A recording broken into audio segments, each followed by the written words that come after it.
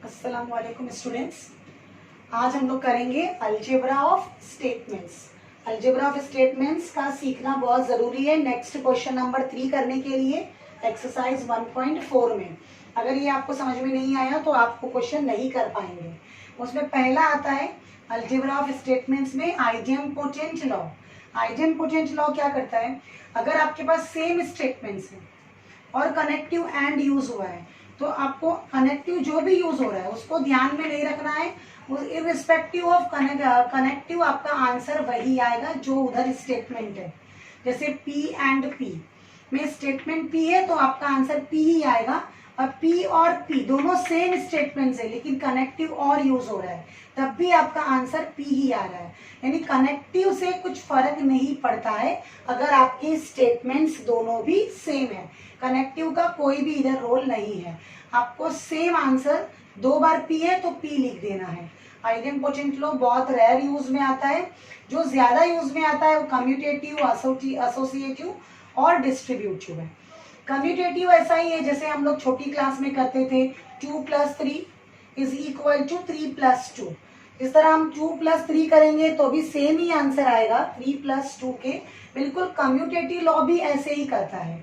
अगर आपने P और Q स्टेटमेंट लिखा तो आप उसको Q और P भी लिख सकते हैं। आगे पीछे किया तो उससे कुछ फर्क नहीं पड़ता है। सेम यहाँ पे P and Q, P and Q को मैं Q एंड P भी लिख सकती हूँ। ये भी कम्यूटेटिव लॉ है। कम्यूटेटिव लॉ में हम लोग क्या करते हैं, जैसे मैंने अभी बताया आपको, अगर 2 + 3 है तो इट इज सेम एज 3 + 2। दोनों तरफ से आपका आंसर सेम आएगा। तो ये कम्यूटेटिव लॉ जिस तरह से ये हमने छोटी क्लास में एडिशन में पढ़ा है, अभी हम लोग स्टेटमेंट्स में देख रहे हैं। एसोसिएटिव लॉ क्या है आपका, जिस तरह से मल्टीप्लाई करने में हम लोग कोई भी 2 ब्रैकेट पहले ले लेते हैं या बाद में हमारी आसानी से देख के लेते हैं, बिल्कुल उसी तरह से काम करता है। एसोसिएटिव लॉ में क्या है, यहाँ पे 3 स्टेटमेंट्स है मेरे पास। 3 स्टेटमेंट्स में से सपोज मैंने ये 2 स्टेटमेंट्स पहले कर लिए सॉल्व, उसके तो भी आपका आंसर सेम आएगा फाइनल आंसर के। अगर आप सेकेंड और थर्ड को पहले नहीं लेकर फर्स्ट और सेकेंड भी पहले लेते हो तो देखो यहाँ पे मैंने क्या सॉल्व किया है, पहले सेकेंड एंड थर्ड। लेकिन अगर सेकेंड और थर्ड ना लेते हुए मैं फर्स्ट और सेकेंड भी पहले करती तब भी मेरा आंसर सेम आता।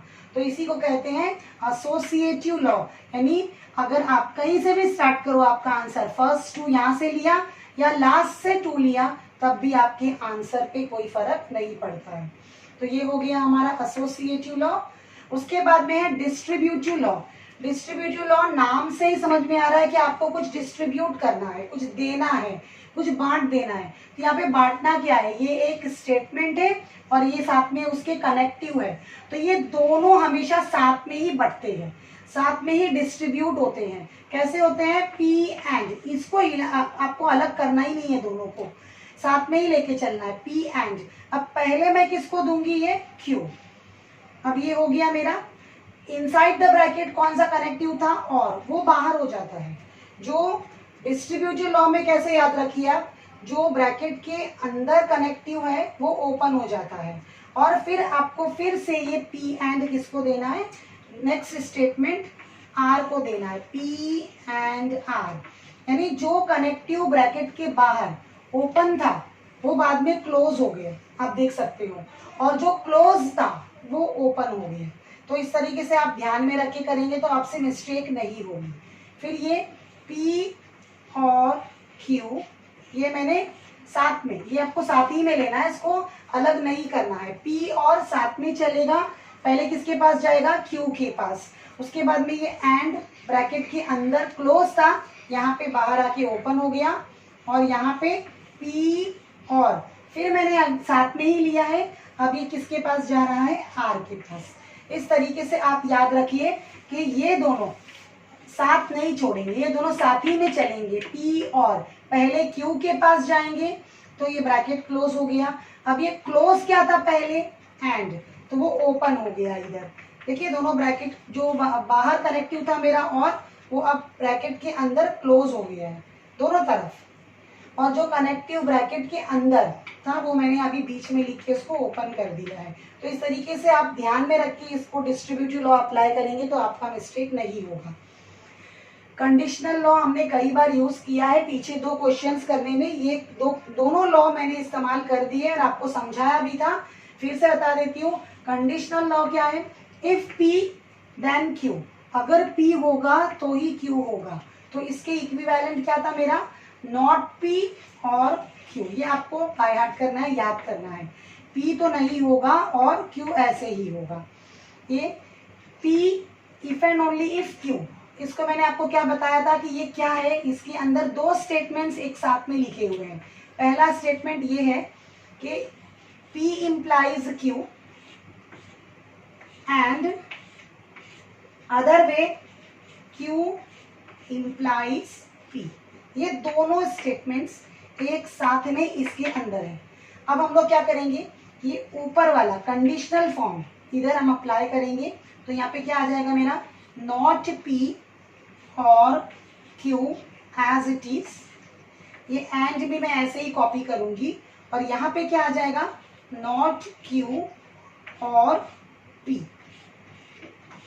बिल्कुल, आप एक बार ये याद कर लेते हैं तो आपको नेक्स्ट बाय कंडीशनल में भी इसका यूज हो जाएगा।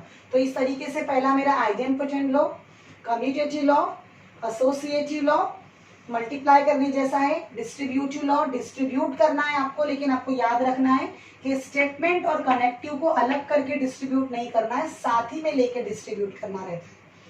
कंडीशनल लॉ ये तो आपको थोड़ा याद करना पड़ेगा, नॉट P और Q, और ये कंडीशनल लॉ का यूज करके हमने बाय कंडीशनल लॉ किया है, बाय कंडीशनल लॉ किया है। इसके बाद भी और 2 लॉ है जो मैं बताती हूँ अलग से आपको।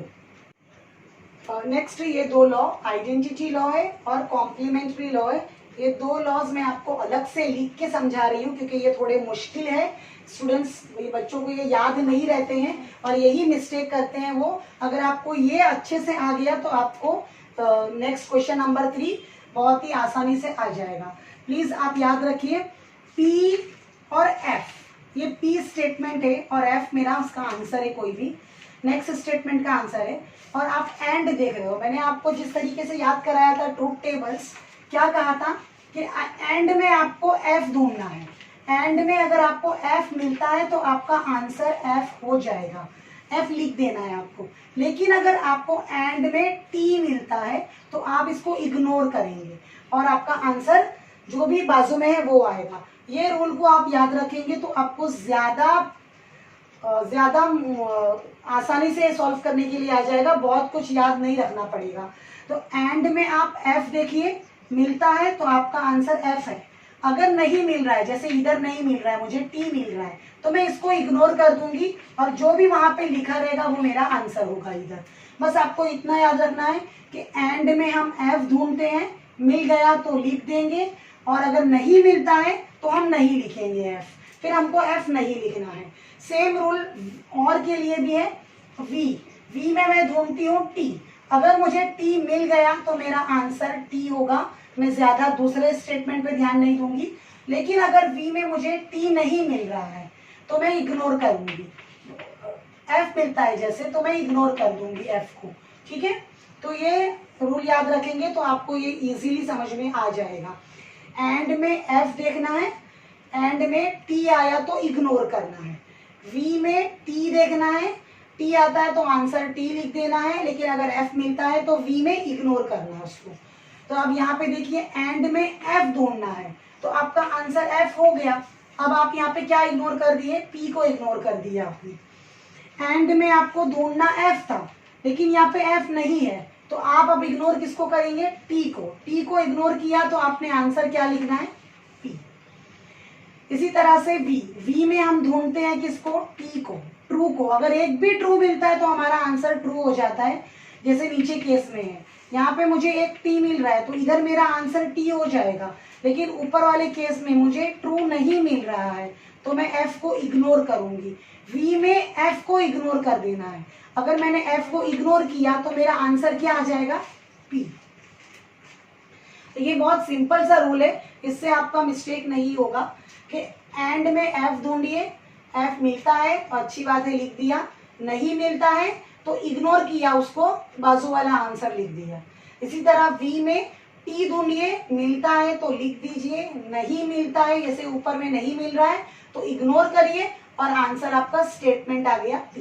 ये बहुत ज्यादा आसान है, ज्यादा वीक स्टूडेंट्स भी इसको समझ सकते हैं इजीली और कर सकते हैं। ज्यादा आपको बहुत ज्यादा समझने और सोचने और याद रखने की जरूरत नहीं है, बस सिंपल सा रूल है, हैंड में एफ देखना है, वी में टी देखना है। अब यहाँ पे भी देखिए वही चीज जो हमने यहाँ पे याद रखी है, कॉम्प्लीमेंट्री लॉ में भी हमारी हेल्प करेगी समझने के लिए। कॉम्प्लीमेंट्री लॉ क्या है, एक्चुअली आप स्टेटमेंट पी ले रहे हो और उसकी अपोजिट स्टेटमेंट ले रहे हो, निगेशन पी वाली, तो ये दोनों की वजह से ही इसका नाम कॉम्प्लीमेंट है। कॉम्प्लीमेंट जैसे हमने सेट चैप्टर में भी किया था कि ए था तो उसका कॉम्प्लीमेंट ए डैश होता था, एग्जैक्टली अपोजिट, सेम कंसेप्ट की वजह से इधर कॉम्प्लीमेंट इस लॉ इसका नाम है। पी है तो उसका अपोजिट निगेशन पी है।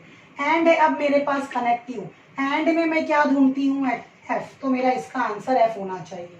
वी में मैं क्या ढूंढती हूँ, टी, तो इसका आंसर मेरा टी होना चाहिए। लेकिन एक्चुअली में ये मैंने आसानी के लिए जो यहाँ पे याद किया था उसके हिसाब से आंसर लिखा है, लेकिन एक्चुअल में हो क्या रहा है मैं वो भी बता देती हूँ। पी क्या है मेरा, पी होता है मेरा ट्रू और फॉल्स, तो जब मेरा पी ट्रू होता है तो निगेशन पी फॉल्स हो जाएगा, जब मेरा पी फॉल्स होता है तो निगेशन पी ट्रू हो जाएगा। और इसमें क्या होता है, P and negation P, and में मैं क्या लेती हूँ हमेशा एफ, यहाँ पे एक एफ है, आ गया आंसर एफ, दो यहाँ पे भी एक एफ है, आपका आंसर एफ आ गया। इन शॉर्ट हम लोग एक्चुअली में ये कर रहे हैं यहाँ पे, लेकिन हम लोग इतना बार बार कुछ बच्चे नहीं समझ पाते हैं, इसके लिए मैंने शॉर्टकट में बता दिया है कि एंड आया तो आपके आंसर एफ दिखेंगे। सिमिलर वे अगर यही दो स्टेटमेंट्स हैं मेरे पास में, P negation P, P negation P, और अब मैं उसका और देख रही हूँ, और में क्या होगा, आपको टी ढूंढना है, और में टी ढूंढना रहता है, यानी एक भी टी मिला, यहाँ पे दोनों स्टेटमेंट्स है, एक भी टी मिला तो आपको टी लिख देना है। देख रहे हैं आप यहाँ पे मिल रहा है हमको टी, तो ऐसा कभी भी नहीं होगा कि सेम स्टेटमेंट्स हो और आप एंड देखने जा रहे हो और आपको एफ ना मिले, सेम स्टेटमेंट्स हो आप और ढूंढ रहे हो और आपको टी ना मिले, ट्रू ना मिले।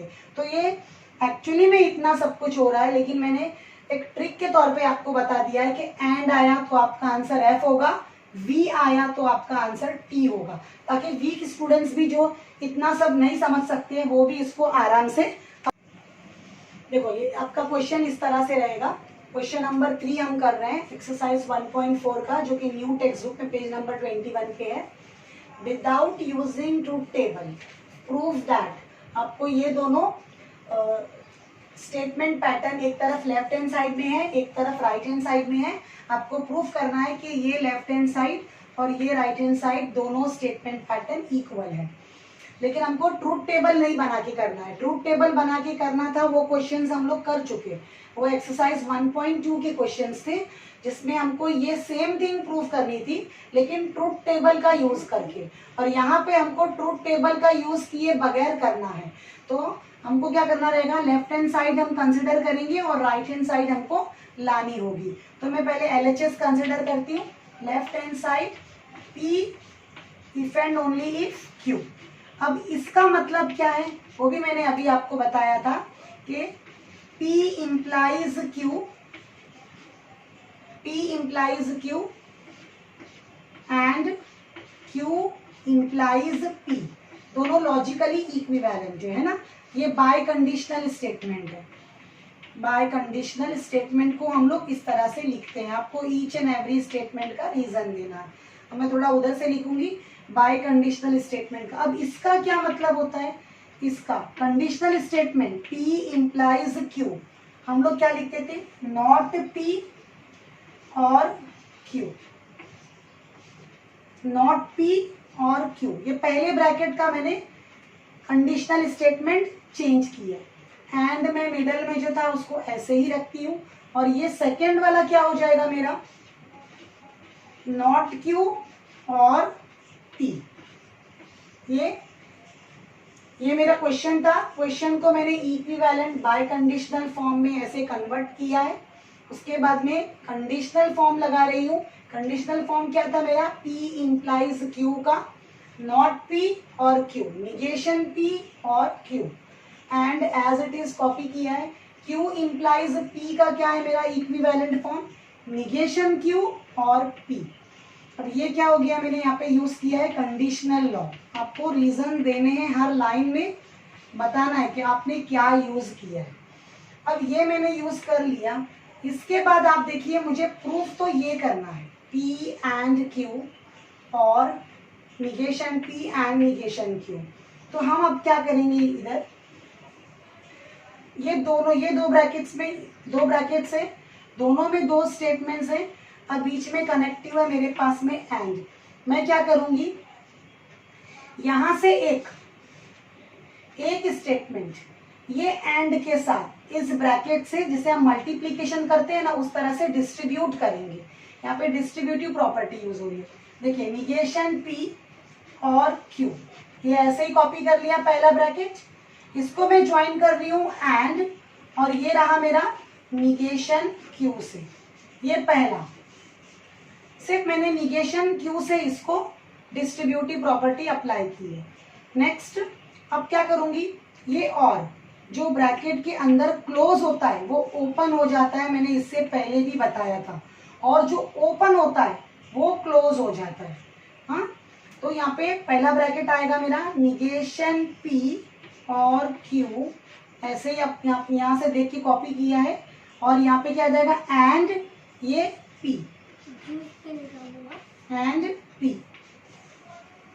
ओके, देखिए फिर से बताती हूँ मैं, पहला ब्रैकेट ऐसे ही कॉपी किया है एंड ये निगेशन Q पहला स्टेटमेंट, उसके बाद में जो अंदर इनसाइड द ब्रैकेट हमारा कनेक्टिव था वो यहाँ पे दोनों ब्रैकेट के बीच में ओपन हो गया है, और हमने फिर से पहली ब्रैकेट ली, इसको डिस्ट्रीब्यूट किससे कर रहे हैं हम, P से। कनेक्टिव हमारा कौन रहेगा, एंड ही रहेगा, जो कनेक्टिव बाहर था वो अब हमारा ब्रैकेट के अंदर जाते जाना चाहिए। अब इसके बाद में अगेन यहाँ पे डिस्ट्रीब्यूटिव प्रॉपर्टी यूज हुई है, आपको लिखना है डिस्ट्रीब्यूटिव प्रॉपर्टी। अब हम लोग क्या करेंगे, फिर से इस पे डिस्ट्रीब्यूटिव प्रॉपर्टी अप्लाई करेंगे, लेकिन कैसे, ये मेरा स्टेटमेंट है और ये इसके साथ कनेक्टिव है। स्टेटमेंट अकेला डिस्ट्रीब्यूट नहीं होती है कभी भी, स्टेटमेंट के साथ कनेक्टिव भी उधर जाता है। तो किस तरह से जाएगा, negation P and negation Q, यहाँ से सिर्फ मैंने निगेशन P लिया है, यहाँ पे मेरा फ्री कौन है, बाहर कौन है, एंड, वो अंदर चला गया, निगेशन Q। अब ये ब्रैकेट क्लोज हो गया, यहाँ से अंदर ब्रैकेट के अंदर कौन था, और वाला कनेक्टिव, वो बाहर आ गया है।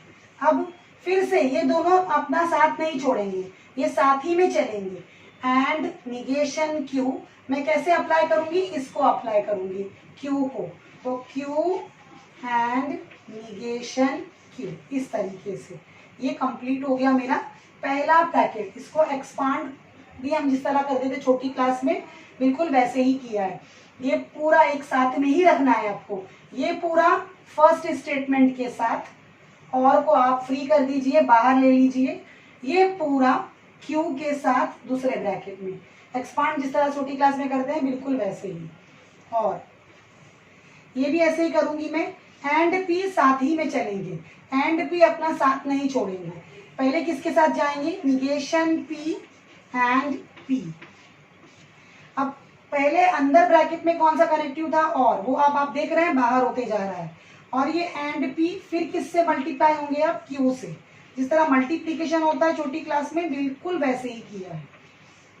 इसको भी बोलते हैं डिस्ट्रीब्यूटिव प्रॉपर्टी। आपको हर लाइन में रीजन देना है, डिस्ट्रीब्यूटिव प्रॉपर्टी। अब देखिए इसका तो आप आंसर नहीं जान सकते, ये दोनों अलग अलग है, P भी अलग है, Q भी अलग है, तो आप जस्ट इसको ऐसे ही कॉपी कर लीजिए, negation P negation Q।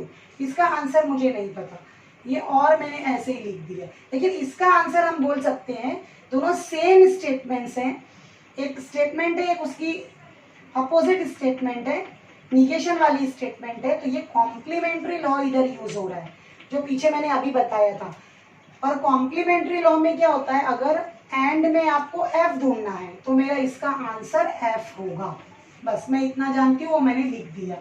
And में मुझे F आंसर चाहिए रहता है, F लिख दिया। और लिखा सिमिलर वे यहाँ पर भी कॉम्प्लीमेंट्री लॉ ही यूज हो रहा है, लेकिन ये स्टेटमेंट्स पी है। कॉम्प्लीमेंट्री लॉ में एंड है तो आंसर क्या आ जाएगा एफ। ये और ऐसे ही लिखा है और ये Q and P as it is. यहाँ पे आपको रीजन देना है कॉम्प्लीमेंट्री लॉ।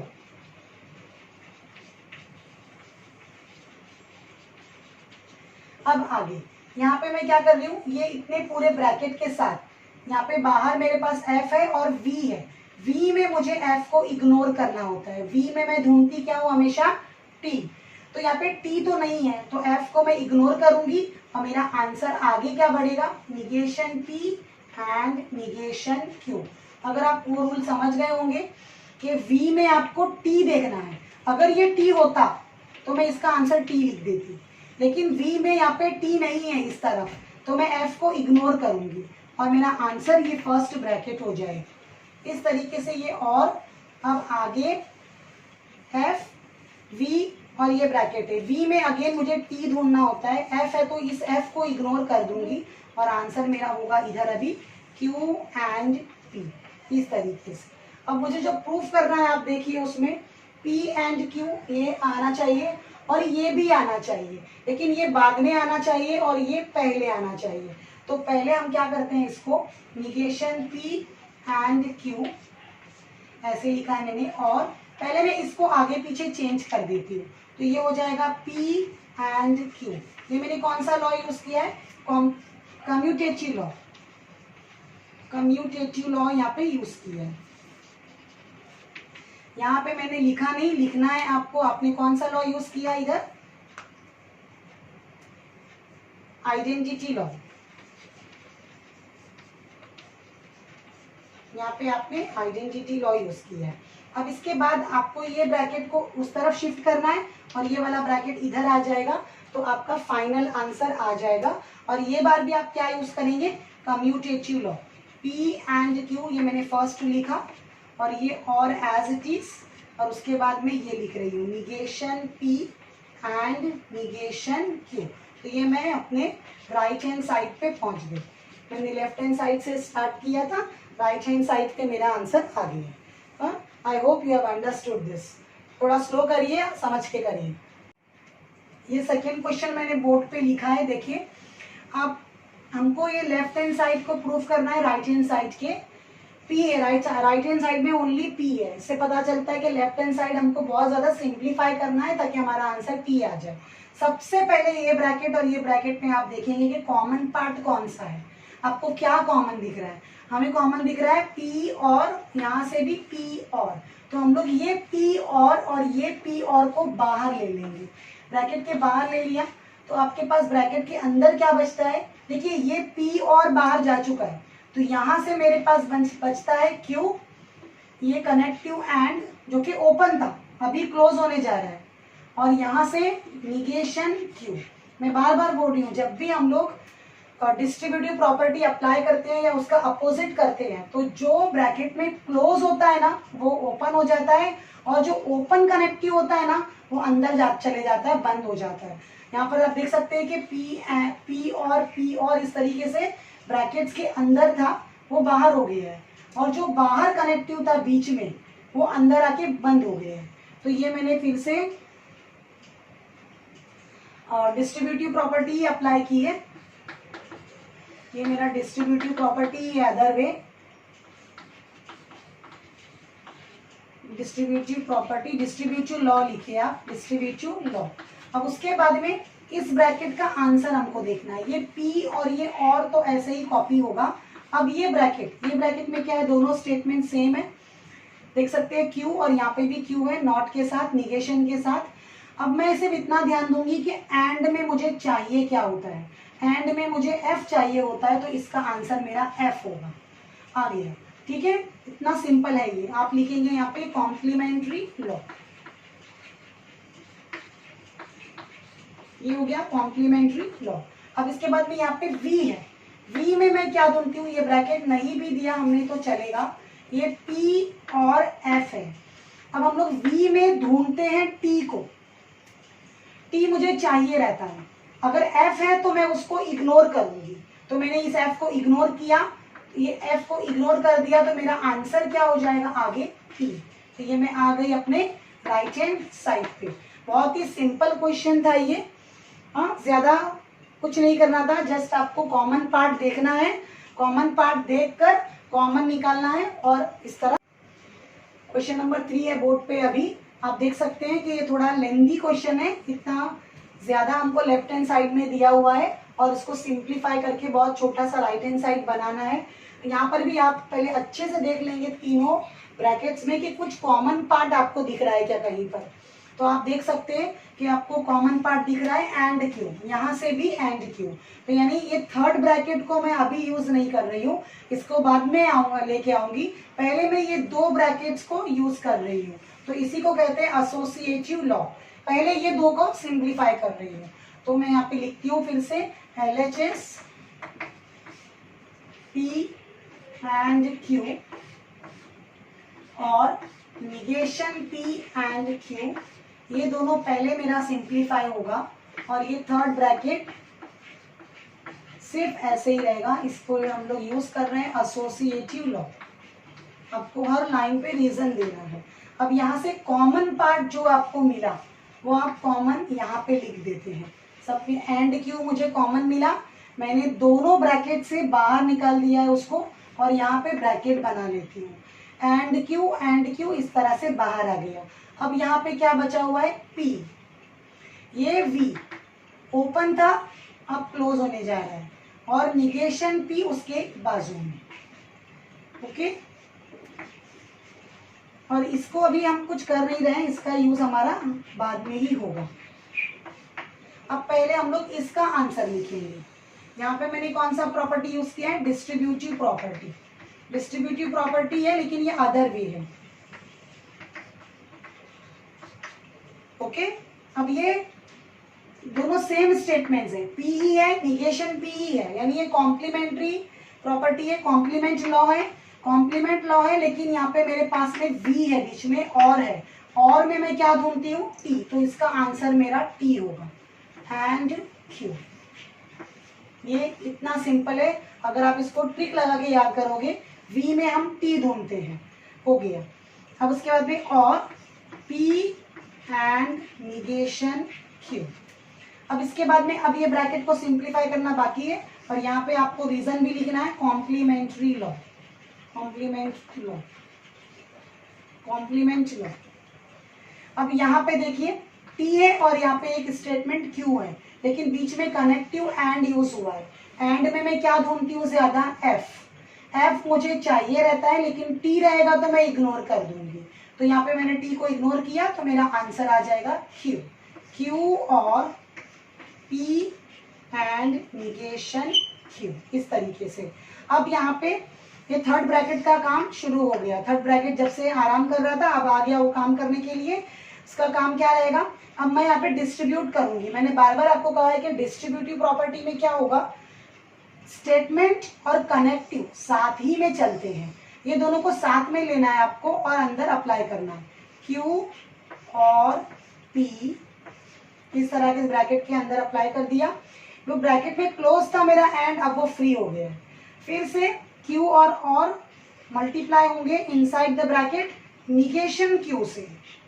बहुत सिंपल है, आपको थोड़ा भी कंफ्यूज होता है तो मेरी बात पे ध्यान रखिए। जो ब्रैकेट के अंदर कनेक्टिव होता है वो बाद में फ्री हो जाता है और जो फ्री है बाहर वो अंदर जाके क्लोज हो जाता है। ये बहुत वीक स्टूडेंट भी अगर समझना चाहे तो समझ सकता है, बहुत ही सिंपल तरीके से बताया मैंने। क्यू और पी ये हो गया, ये एंड। अब ये इसका आंसर मेरा क्या होगा, ये कॉम्प्लीमेंट्री लॉ है।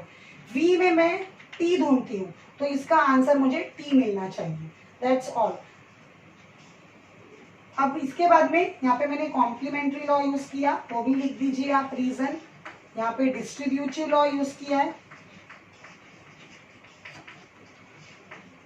डिस्ट्रीब्यूटिव लॉ, ये है कॉम्प्लीमेंट्री लॉ। और उसके बाद अब हम लास्ट स्टेप पे हैं।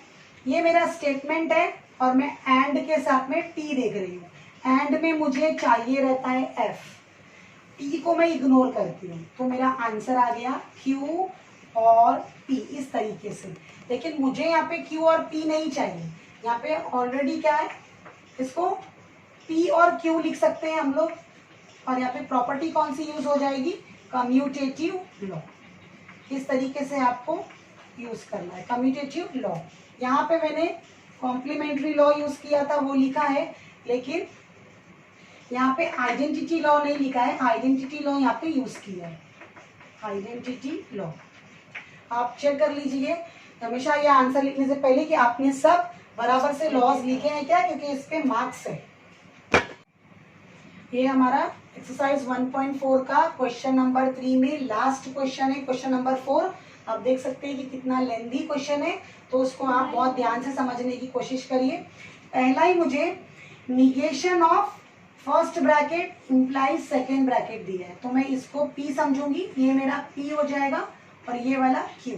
ऐसे P इंप्लाइज Q का लॉजिकल फॉर्म क्या होता है, लॉजिकली इक्विवेलेंट कंडीशनल फॉर्म क्या है, वो है नॉट P और निगेशन P और Q। निगेशन P और Q इसका लॉजिकली इक्विवेलेंट फॉर्म है, तो वो मैं पहले ब्रैकेट के अंदर ही अप्लाई करूंगी, निगेशन को रहने दूंगी। तो निगेशन ऐसे ही मेरा बाहर है, और यहाँ पे मैं ले पहले वाले स्टेटमेंट के आगे क्या है, निगेशन। तो यहाँ पे ये पूरा ब्रैकेट, फर्स्ट ब्रैकेट मेरा P है, इसके आगे मैं निगेशन लिखती हूँ, P और निगेशन Q, ये रहा। और Q, ये वाला सेकेंड ब्रैकेट मेरा Q है, Q आपको एज इट इज कॉपी करना, P एंड निगेशन Q। तो ये मैंने यहाँ पे कंडीशनल लॉ अप्लाई कर दिया। कंडीशनल लॉ आपको अब तक याद हो चुका होगा। कंडीशनल लॉ क्या है, P वाली स्टेटमेंट के पहले निगेशन आएगा, बीच में और Q वाला स्टेटमेंट आपको एज इट इज कॉपी करना है। अब हम लोग क्या करेंगे, ये निगेशन जो बाहर था ब्रैकेट के, उसको इनसाइड द ब्रैकेट धीरे धीरे लेंगे। जब हम निगेशन को ब्रैकेट के अंदर धीरे धीरे लेते हैं तो उसको डी मॉर्गन्स लॉ बोलते हैं। लेकिन पहले यहाँ पे मैं लेके दिखाती हूँ आपको, ये निगेशन जब इस निगेशन से साथ में आएगा तो निगेशन निगेशन कैंसल हो जाएगा, जिस तरह से माइनस माइनस कैंसल हो जाता है, प्लस हो जाता है, बिल्कुल ऐसे ही P और निगेशन Q। आप देख सकते हो कि कोई भी निगेशन यहाँ से यहाँ पे मैंने नहीं लिखा है, वो कैंसिल हो गया। अब ये और पे जब ये निगेशन अप्लाई होगा तो और का बन जाएगा एंड, और ये ब्रैकेट के बाहर वो निगेशन ऐसे ही आ जाएगा, negation P and negation Q bracket के अंदर। ये मैंने क्या यूज किया है, डी मॉर्गन्स लॉ। इसको डी मॉर्गन्स लॉ बोलते हैं। अब इसके बाद आप देख सकते हैं ये मेरा पहला ब्रैकेट आंसर में ऐसे ही आ चुका है, बीच का कनेक्टिव एंड भी आ चुका है, मतलब इतना पार्ट मेरा आंसर का जो राइट हैंड साइड है उतना मुझे मिल चुका है। सिर्फ अभी इतना लाने का बाकी है, थोड़ा सा एक ब्रैकेट। उसके लिए हम लोग क्या करेंगे, P और निगेशन Q ऐसे ही कॉपी किया है एंड। अब ये निगेशन आप ब्रैकेट के अंदर अप्लाई करिए, तो ये बन जाएगा निगेशन P एंड का हो जाएगा, और निगेशन निगेशन दोनों कैंसिल हो जाएंगे और ये सिर्फ Q आपको मिलेगा। मेरे ख्याल से राइट हैंड साइड आ चुका है, तो ये this is left hand side is equal to right hand side आपको बहुत ही इजीली मिल गया। लेकिन अभी मैंने यहाँ पे यूज क्या किया है, फिर से डी मॉर्गन्स लॉ आपको लिखना है, हर स्टेटमेंट में हर लाइन में आपका रीजन होना चाहिए। तो यहाँ पे हमारा एक्सरसाइज कंप्लीट होता है। क्वेश्चन एक्सरसाइज 1.4 के सभी क्वेश्चंस मैंने आपको करवाए। क्वेश्चन नंबर 3 का ये 4 लास्ट क्वेश्चन था। आई होप आप अलजेब्रा ऑफ स्टेटमेंट्स अच्छी तरह से समझे होंगे।